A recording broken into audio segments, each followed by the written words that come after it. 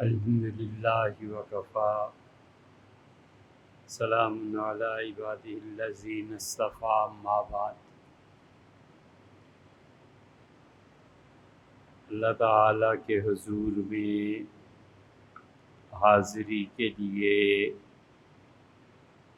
اور اللہ سے دعا مانگنے میں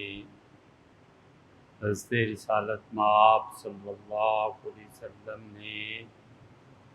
جو آداب اور طریقے سکھائے ہیں ان میں حضرت معاذ نہیں عمار بن یاسر رضی اللہ عنہ کی دعا اور اس کا تذکرہ ہو رہا تھا، اور حضور صلی اللہ علیہ وسلم نے انہیں اس بات کی تلقین فرمائی تھی کہ وہ اللہ سے ہمیشہ یہ دعا مانگتے رہیں، اور اس دعا میں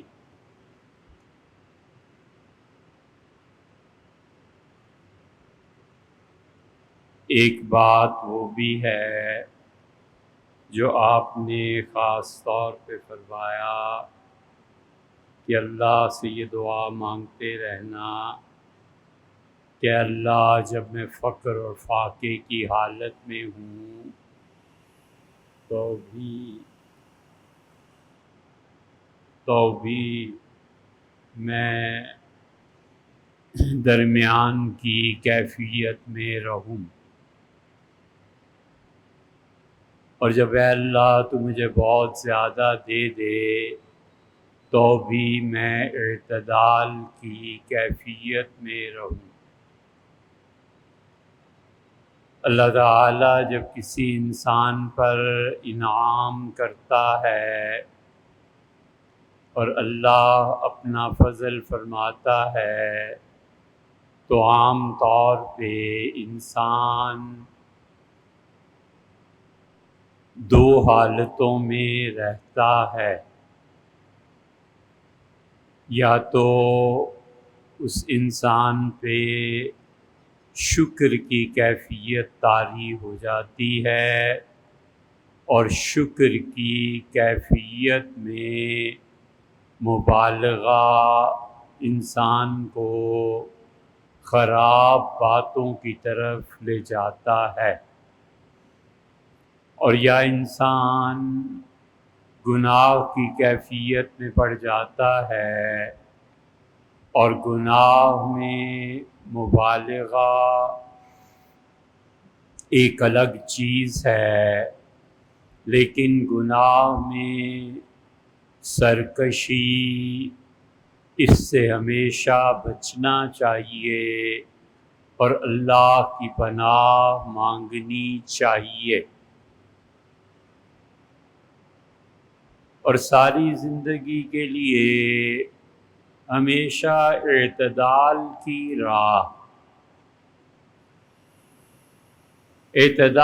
راہ کا مطلب یہ ہے کہ کسی انسان کو اللہ نے بہت کچھ دے دیا، اب وہ آدمی خرچ کرتا ہے، اور جو اس کے پاس آ جائے وہ خرچ کرتا ہے، یہ بات درست نہیں۔ اللہ نے بتایا ہے کہ وہ کچھ بھی خرچ کرے گا ایک حد کے اندر رہ کر اس نے خرچ کرنا ہے۔ مثلاً اس کو یہ پتہ ہے کہ میرے گھر کا خرچہ، میرے بچوں کے حقوق، اہلیہ ہے، کرایہ ہے، والدین ہیں، اور مجھے اس کے لیے ایک مہینے میں 1,00,000 روپیہ چاہیے، اور اسے یہ بھی پتہ ہے کہ کوئی نوکری، کوئی بزنس، کوئی ایسی چیز اگر ختم ہو جائے تو پھر نئے سرے سے نوکری کا ملنا یا کاروبار کا کھڑا ہونا یہ کس قدر دشوار ہے۔ تو جتنے سال کے متعلق اس کی دل کی گواہی ہے کہ 1 سال سے پہلے تو یہاں نوکری ملتی نہیں، تو اس کے لیے سب سے زیادہ ضروری یہ ہے کہ 12 لاکھ روپے ایک طرف سنبھال کے رکھ لے، تاکہ سال بھر میں نوکری مل جائے گی اور اس دوران میرے بچے اور گھر والے نوکری نہ ہونے کی وجہ سے تنگ نہ ہوں۔ اسے پتہ ہے کہ کاروبار برباد ہو رہا ہے، یہ چیز شروع ہو گئی ہے اور اب اس کے بعد یہاں سے کاروبار کا ملنا بہت دشوار ہے، اور میری ضروریات اتنی ہیں اور مجھے ان ضروریات کو پورا کرنے کے لیے نہ تو قرض لینا ہے اور نہ ہی کوئی بوجھ، اور تو جتنا 2 سال میں وہ اپنا خرچہ سنبھال کر رکھے اور وہ چیزیں جو اللہ نے واجب نہیں قرار دیں ان چیزوں میں نہ پڑے۔ اسی لیے فقہا قربانی سے منع کرتے ہیں اور کہتے ہیں کہ قرض لے کر قربانی کرنا جائز نہیں ہے،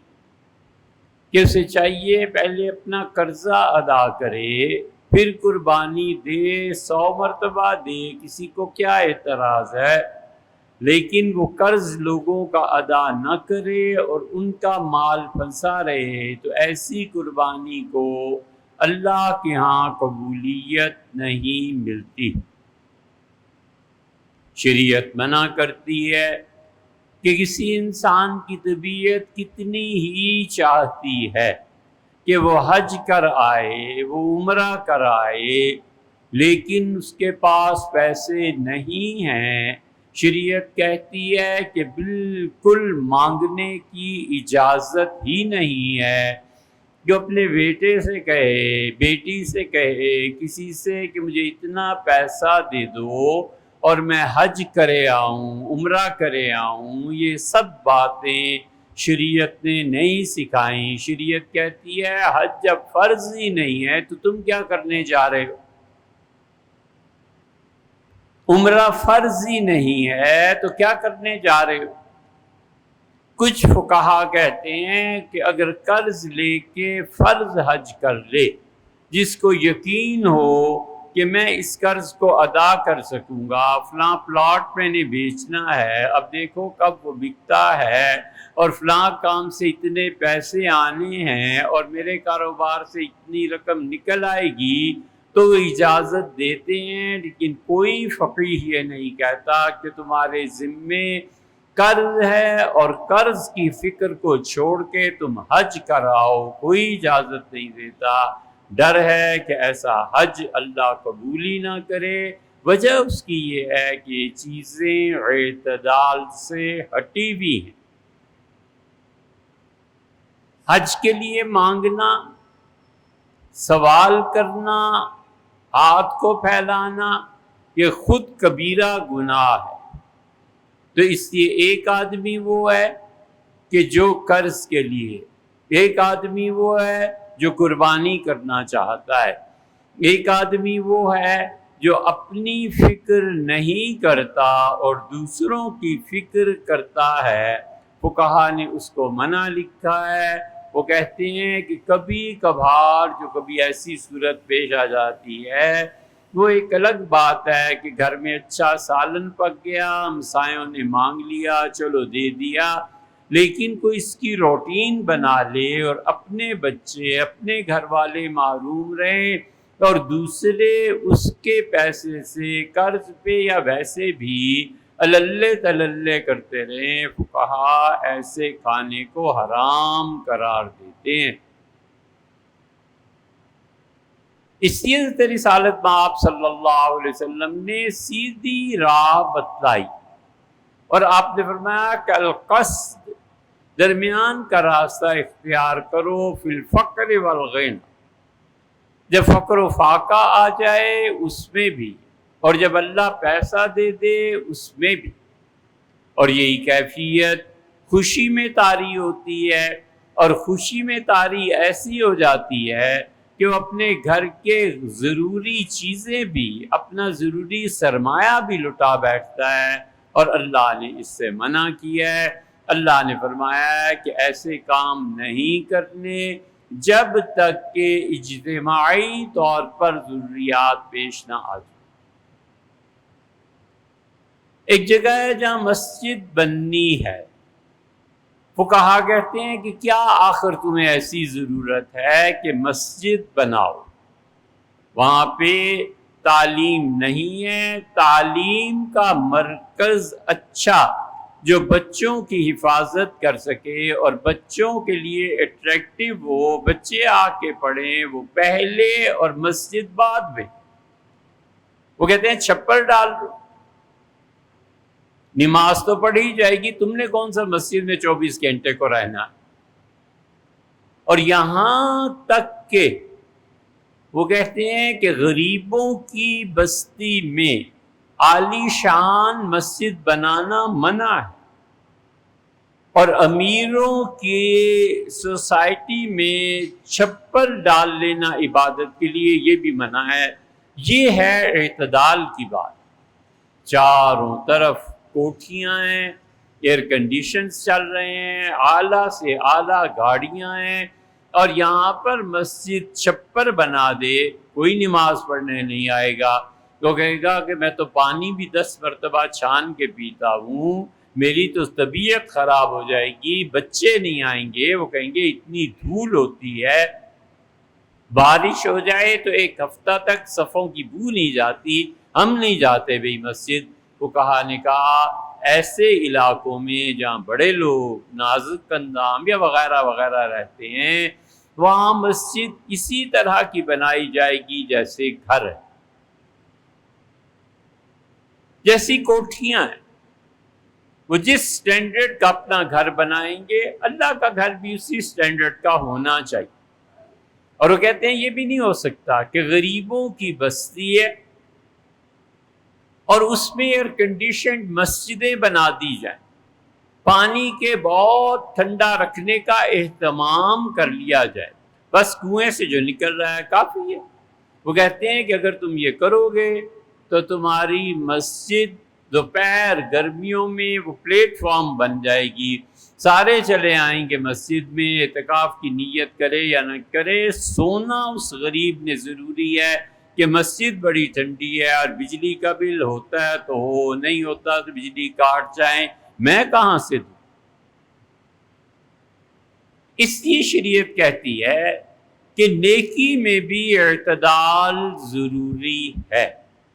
اگر اعتدال سے کام نہیں لوگے تو ساری چیزیں اس کو بگاڑ دو گے، اس کو ختم کر دو گے۔ اللہ نے پیسہ دیا ہے تو اپنے خاندان کو مضبوط بناؤ، اپنے بچے، اپنا گھر، اپنی فیملی، اپنے چچا۔ اسی لیے زکوٰۃ تک کا فقہا نے لکھا ہے کہ زکوٰۃ میں سب سے پہلا حق چچا اور اس کی اولاد کا ہے، پھر وہ کہتے ہیں دوسرا حق پھپھی اور اس کی اولاد کا ہے، تیسرا حق خالہ اور اس کے اولاد کا ہے، اور پھر چوتھا حق وہ کہتے ہیں ماموں اور اس کے خاندان کا ہے۔ اس لیے ترجیح دی چچا کو اور پھپھی کو کہ وہ جدی خاندانی چیز ہے نا، تو جد کو مضبوط کرنا اور اپنے خاندان کو مضبوط کرنا تاکہ وہ ایک دوسرے کے معاون بنے، ایک دوسرے کے ساتھ مل جل کر رہیں، یہ اصل مقصد ہے۔ اس لیے نیکی میں بھی اعتدال کو رکھے، اور برائی میں گناہ ہوتا ہے، یہ دونوں چیزیں ضروری ہیں، ایک نیکی کا اعتدال اور اجتماعی چیز پیش آ جاتی ہے۔ مثلا مسجد بنانی ہے، گورنمنٹ بنا کے نہیں دے رہی، تعلیم کی ضرورت ہے، گورنمنٹ بنا کے نہیں دے رہی، صاف پانی لوگوں کو مہیا کرنا یہ گورنمنٹ کی ذمہ داری ہے، کسی فرد کی نہیں ہے۔ گرمی اور سردی میں موسم سے حفاظت کی ذمہ داری گورنمنٹ کی ہے، پبلک کی نہیں ہے۔ جگہ جگہ پہ لوگوں کے لیے ٹوائلٹس کا مہیا کرنا تاکہ وہ گندگی اور بے پردگی سے بچیں، یہ حکومت وقت کی ذمہ داری ہے، یہ کسی مارکیٹ کے تاجران کی ذمہ داری نہیں اور نہ ہی کسی فرد کے یہ ذمے۔ کتنا مبارکباد کے قابل وہ ہندو ہے جس سے ہندوستان میں صرف ایک کام کا، میری زندگی کا بس یہی مقصد ہے، اور وہ جگہ جگہ سیٹس لگوا رہا ہے اور کہتا ہے ٹوائلٹس ہونے چاہیے۔ ہندوستان میں ٹوائلٹس نہیں کر رہا ہے دھن میں۔ اللہ اگر اس کی اس نیکی کو قبول فرما لے تو یقیناً مسلمان ہو جائے گا۔ حضور اقدس صلی اللہ علیہ وسلم کے سامنے حکیم ابن حزام رضی اللہ عنہ آئے، اور حکیم ابن حزام رضی اللہ عنہ اتنے عقل مند تھے، اتنے دانا آدمی تھے، اتنے سمجھدار، اتنے تجربہ کار تھے کہ رسول اللہ صلی اللہ علیہ وسلم نے خود حکیم ابن حزام کی دانائی کی اور ان کی شرافت کی تصدیق فرمائی، اور رسول اللہ صلی اللہ علیہ وسلم نے بدر کے دن جب اپنے سامنے دیکھا کہ کافروں کی طرف سے حکیم ابن حزام آئے ہیں اور اپنے سرخ اونٹ پر سوار ہیں، تو آپ نے فرمایا یہ جو سرخ اونٹ والا ہے نا، آج اگر مشرکین مکہ نے اس کے مشورے کو قبول کر لیا تو آپ نے فرمایا سارے بچ جائیں گے وگرنہ مارے جائیں۔ اور حکیم ابن حزام رضی اللہ عنہ جو مشورہ دیا وہ پھر صحیح ہے، پہلے گزر بھی چکا۔ حکیم ابن حزام حاضر ہوئے، ان کا اللہ کے رسول جب بھی حج ہوتا ہے میں 1000 لوگوں کو اپنے ذاتی مال سے احرام کی چادریں دیتا ہوں، 1000 آدمیوں کو کھانا کھلاتا ہوں، 1000 آدمیوں کو پانی پلاتا ہوں، تو کفر کے زمانے میں نے جو نیکیاں کی ہیں کیا اس کا اجر مجھے ملے گا؟ حضور صلی اللہ علیہ وسلم آیا اسلمت علی ما اسلف، جو تم نیکیاں کفر کے زمانے میں کرتے رہے ہو نا، اسی کی وجہ سے تو اللہ نے اسلام کی تمہیں توفیق بخشی۔ جو ایک ہندو کام کر رہا ہے کہ جگہ جگہ ٹائلٹس کا بندوبست کرنا، کیا خبر اللہ کو اس کی نیکی پسند آ جائے کہ خلق خدا کی ضرورت بھی پوری کی، حیا بھی ہو گئی، اور لوگوں کے لیے ایک راحت کی چیز ہو گئی۔ یاد رکھو گناہ ہر انسان کی فطرت کو برباد نہیں کر دیتا۔ جن بچوں کی فطرت اچھی ہوتی ہے، جن بچوں کی فطرت سلیم ہوتی ہے، وہ کتنے ہی گناہ کرتے ہیں لیکن ان کی فطرت پہ فرق نہیں پڑتا، فطرت میں نیکی ہوتی ہے۔ ایسے لوگوں کے گناہ کو جب سنے تو چاہیے کہ ڈھانپ دے، ایسے لوگوں کے گناہ کو سنے مت چرچا کرے کہ یار میں اس سے بھی بدتر ہوں۔ اپنے متعلق یہی تصور آدمی کو سلامت رکھتا ہے۔ اللہ نے فطرت میں اس کے نیکی ڈال دی ہوتی ہے نا، کچھ گناہ میں ملوث ہو جائے پھر فطرت میں آتا ہے، پھر نیکی کر لیتا ہے، پھر فطرت آتی ہے پھر اس سے نیکی کرا دیتی ہے، پھر فطرت آتی ہے پھر اس سے نیکی کرا دیتی ہے۔ گناہ نے اس کی فطرت کو مسخ نہیں کیا، ساری عمر برائی اور گناہ کا کام کرنے والی، اس سے کتے کو دیکھا تھا نا کہ چکر لگا رہا ہے کنویں کے گرد، اور اس سے کہا ہو اسے بھی وہی تکلیف ہوئی ہے جو مجھے ابھی تھی، یعنی پانی پیاس۔ اصابت ہو ما اصابانی، اور وہ اپنی چادر سے اسے جوتے کو باندھا، لٹکایا، پانی نکالا، اسے پلا دیا۔ اللہ نے کہا اس عورت نے اگرچہ بدکارہ ہے لیکن میری مخلوق کو راحت پہنچائی ہے، فرشتوں میں سے موت بھی دے دوں گا اور اس کے گناہ معاف کر کے جنت میں بھی بھیج دوں۔ اس عورت کی اتنی زندگی گناہوں میں گزری لیکن فطرت اندر سے مسخ نہیں ہوئی۔ اس لیے نیکی کرے اعتدال کے ساتھ، اللہ نے جو حکم نہیں دیا اسے اپنے اوپر لادنے کی کیا ضرورت پیش آ گئی؟ اور گناہ میں بھی ہوتا ہے، گناہ میں ایک آدمی ساری عمر گناہ کرتا ہے، لیکن جب خدا کی بغاوت ذہن میں آتی ہے تو کہتا ہے صاف کہ اللہ میں تیرا نافرمان ضرور ہوں، گناہ کے کام کرتا ہوں لیکن باغی نہیں ہوں، یہ نہیں ہے کہ میں تیرے قانون کو مانتا ہی نہیں ہوں، جذبات کا غلبہ ہو جاتا ہے اور میں غلط کام کر بیٹھتا ہوں، غلطی سے باہر آتا ہوں، اللہ پھر توبہ کر لیتا ہوں، پھر ندامت ہوتی ہے۔ وہ جو گناہ میں سرکشی ہے نا کہ نہیں مانتا تجھے، نہیں مانتا تیرے گناہوں کو، وہ سرکشی وہ کفر ہے اور آدمی برباد ہو جاتا ہے۔ پھر اس سرکشی میں بھی ایک اور بات، ایک ہے حالات کا جبر، اس جبر کی وجہ سے جو سرکشی ہوتی ہے اللہ وہ بھی معاف کر دیتا۔ حالات کا جبر اسے چوری پہ مجبور کرتا ہے، حالات کا جبر اسے رونے پہ مجبور کرتا ہے، حالات کا جبر اسے اللہ سے شکایت پہ لے آتا ہے کہ اے رب یہ کیا تیری بادشاہی ہے، خدا بندہ تو کہاں ہے، یہ کیا ہو رہا ہے، یہ خون بہہ رہا ہے، یہ ہو رہا ہے، یہ ہو رہا ہے۔ حالات کے جبر نے اسے جو اس کفر تک پہنچایا ہے اللہ کے ہاں یہ بھی درگزر ہے، اور اس کے مقابلے میں نہ حالات کا جبر ہے نہ کوئی اور چیز ہے۔ گناہ ہو گیا، اس پہ بجائے اس کے کہ اس پہ شرمندگی طاری ہو، وہ کہتا ہے تو کر لے، جو تو نے کرنا ہے، جو میں نے کرنا ہے میں کروں گا۔